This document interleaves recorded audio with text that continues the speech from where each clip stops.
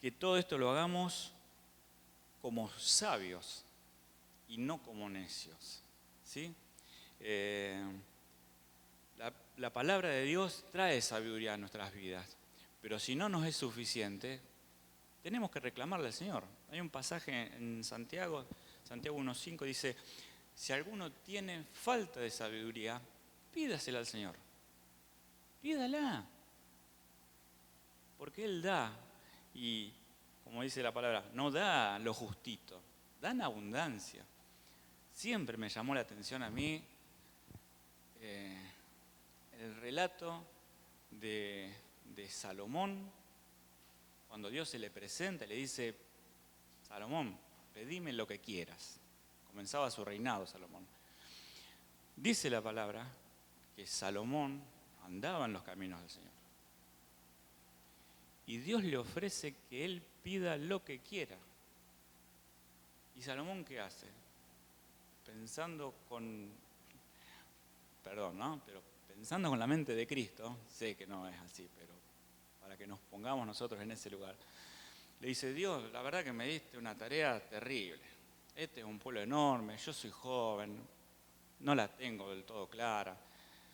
Si algo tengo que pedirte es precisamente que me des entendimiento, que me ayudes a discernir lo bueno de lo malo. ¿Y qué le responde Dios? Mira, la verdad, podrías haber pedido muchos años de vida, podrías haber pedido riqueza, podrías haber pedido que todos los ejércitos de tus enemigos cayeran ante ti, pero no, pediste esto. Y como pediste esto, demostrando que Salomón también ya evidentemente era un hombre que estaba alineado con los propósitos de Dios, vas a tener esta sabiduría. Y como pediste esto, vas a tener la sabiduría y todas las cosas que no pediste. Cuando nosotros le pedimos algo al Señor para servirle, para agradarle, para cumplir con sus propósitos, no solamente vamos a recibir eso, vamos a recibir cosas que no nos imaginamos para la gloria de Él. Como sabios y no como necios, no como necios. Esta realmente es una palabra, si lo quieren, fuerte.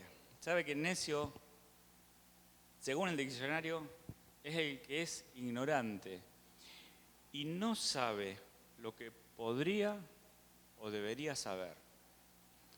El necio es un ignorante porque quiere. En las cuestiones espirituales, ser ignorante es un problema, pero ser necio es un pecado, ¿sí? El pecado no es ser ignorante. Pablo en más de una carta escribe a los hermanos, no quisiera que ignoréis acá acerca de este tema, y les explica. Incluso tenemos el ejemplo por el caso de Apolos, un hombre que dice la palabra que era poderoso en la predicación, pero que no tenía el mensaje completo. Entonces cuando lo escucharon otros hermanos, Priscila y Aquila, lo llamaron aparte, no le dijeron, Apolos, no predique más porque realmente vos no sabes nada. No, completaron el conocimiento que le faltaba a él. Y Apolos pudo seguir la obra y de una manera realmente impresionante. Incluso trabajó con los hermanos de Éfeso. La ignorancia no es el problema. El problema es cuando no queremos aprender, conocer y descubrir las cosas del Señor. Ahí es cuando realmente estamos en problemas. Y dice el pasaje, aprovechando bien el tiempo, porque los días son malos. Nadie necesita contarnos que los días son malos, ¿sí? Y no me estoy refiriendo al tema de la cuarentena y la pandemia, que sí nos trae complicaciones. Pero es un problemita comparado a lo que uno ve día a día. Agarre la tapa de un diario, vean 5 minutos de un noticiero y nos vamos a dar cuenta que los tiempos son malos. Estamos viendo un tiempo donde cada vez más la sociedad se pone por decisión propia de espaldas a Dios. Y en este tiempo, en estas circunstancias, ante estas situaciones, es donde Dios nos demanda que seamos luz. ¿Sí? Dice la palabra en el versículo 17. Por tanto, no seáis insensatos, no seáis faltos de seso, no seáis imprudentes, sino entendidos de cuál sea la voluntad del Señor. El Señor nos pide que seamos entendidos, no simple conocimiento superficial, no tocar de oído. ¿Sí? Job decía, Señor, realmente de oídas te había oído, mas ahora mis ojos te ven. Ahora que puedo comprender completamente lo que me querés revelar, ahora me doy cuenta que hasta ahora todo era muy superficial. El Señor nos pide, nos demanda, nos exige que seamos entendidos, que el conocimiento que tengamos de Él sea profundo, sea sólido, porque esa es la manera en que vamos a poder aprovechar bien el tiempo, no desaprovechar ninguna oportunidad que tengamos de ser luz, de brillar. La voluntad del Señor es que realmente brillemos en cada lugar, en cada momento, pero también al máximo de nuestras posibilidades. Versículo 18 de este capítulo 5 de Efesios. Dice, no se embriaguen con vino, en lo cual hay disolución. Antes bien, sed llenos del Espíritu. Si queremos servir al Señor, tenemos que apuntar a lo máximo. Si queremos ser luz, tenemos que apuntar a brillar con el máximo de nuestro potencial. Y no significa que todos vamos a brillar igual. Todos somos santos, ¿sí? Pero todos estamos en un proceso de santificación, en el cual el Señor va sacando de nuestras vidas cosas que ya no hacen falta y va poniendo en nuestras vidas cosas nuevas. Por eso el desafío es ser llenos en el Espíritu, que todo el tiempo estemos buscando que el Señor se exprese en nuestra vida de la forma más completa posible, ¿sí?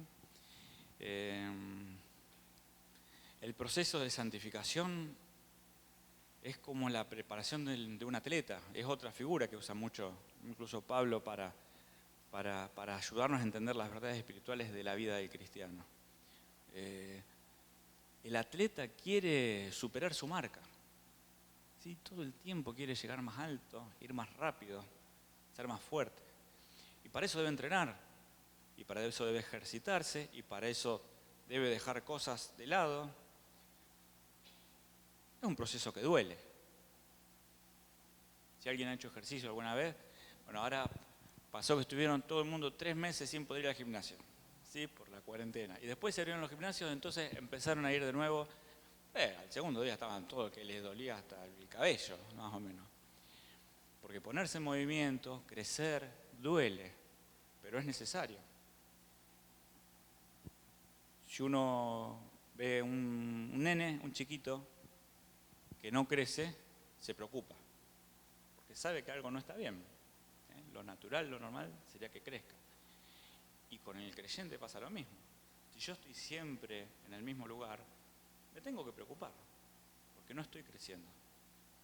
Está de alguna manera dormido o detenido ese proceso de santificación que va a hacer que yo pueda llegar a la estatura de la plenitud de Cristo, que es en definitiva nuestra meta, nuestro modelo, el lugar al cual nosotros queremos llegar.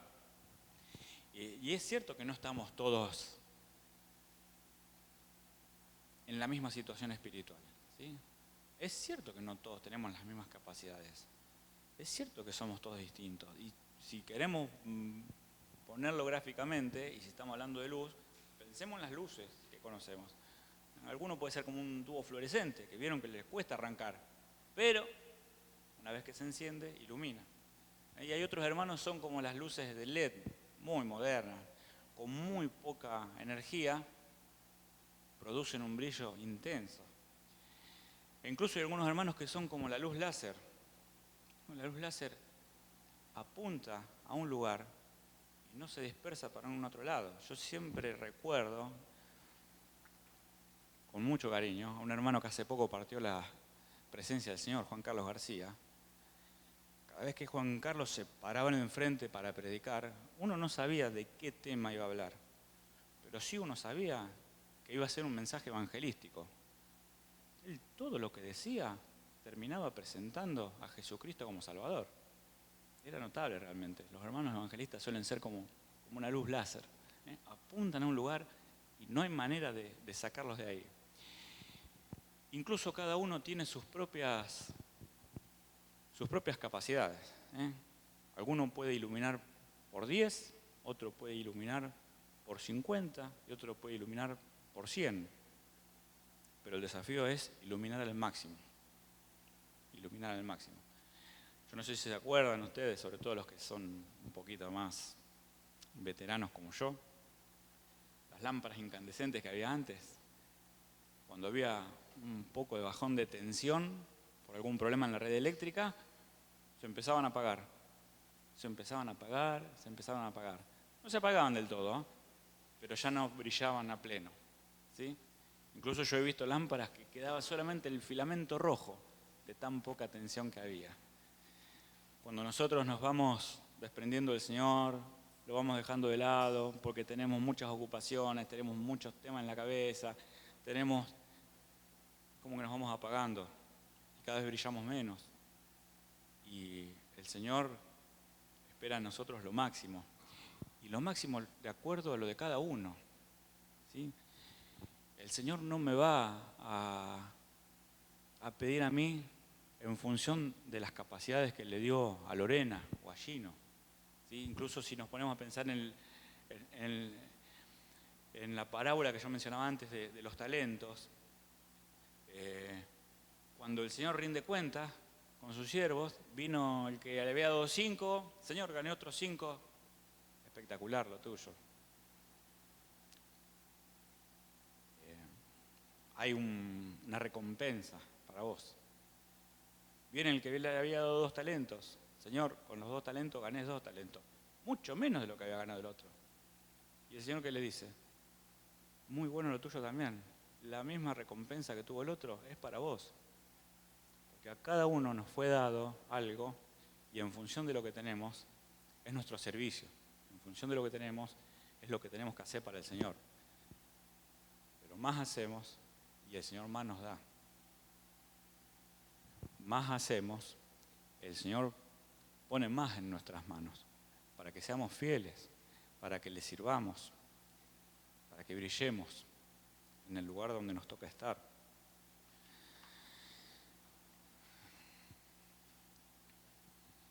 Decíamos que esto de brillar no es fácil, esto de ser santos, de tener plena presencia del Señor en nuestras vidas, de ser llenos de su Espíritu. No es sencillo. Jesús mismo decía, si alguno quiere venir en pos de mí, niéguese a sí mismo, tome su cruz cada día y sígame. No fue sencillo para el Señor cumplir con su propósito, porque lo sería para mí. Pero el Señor nos pide, nos desafía, nos alienta a que no bajemos los brazos, a que sigamos brillando al máximo del potencial. Y en este proceso de santificación, en este proceso de andar, en este proceso de crecer, el que ayer brillaba por 10, hoy brilla por 25 y mañana va a brillar por 50. Y en todo, la luz del Señor va a seguir llegando a lugares donde antes no llegaba. Esto de ser luz también tiene que ver con los que nos acompañan en el camino. Versículo 19. Bueno, desde el anterior.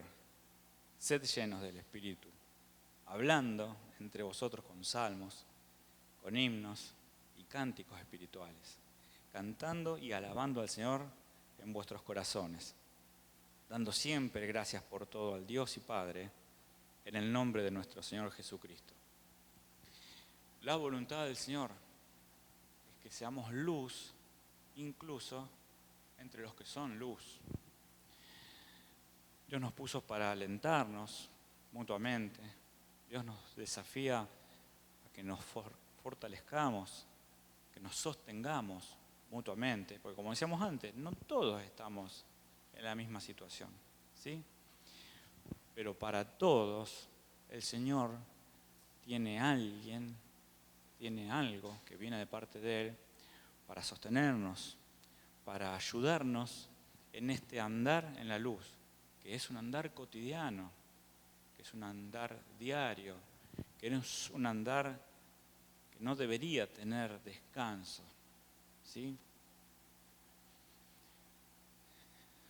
Necesitamos del Señor, necesitamos de los hermanos, transitamos juntos este camino, la peleamos juntos, nos alentamos mutuamente. El Señor es el que vela por la unidad de su pueblo, y los tiempos pueden ser malos, pero no estamos solos, ¿sí? El Señor está con nosotros, y el Señor pone recursos al alcance de nuestra mano para que en todo momento nosotros podamos estar cumpliendo con su voluntad, cumpliendo con su propósito para nuestra vida. Si me permite, quisiera leer un pasaje más de la Biblia para terminar, y si me acompañan está en 1 Tesalonicenses, capítulo 5.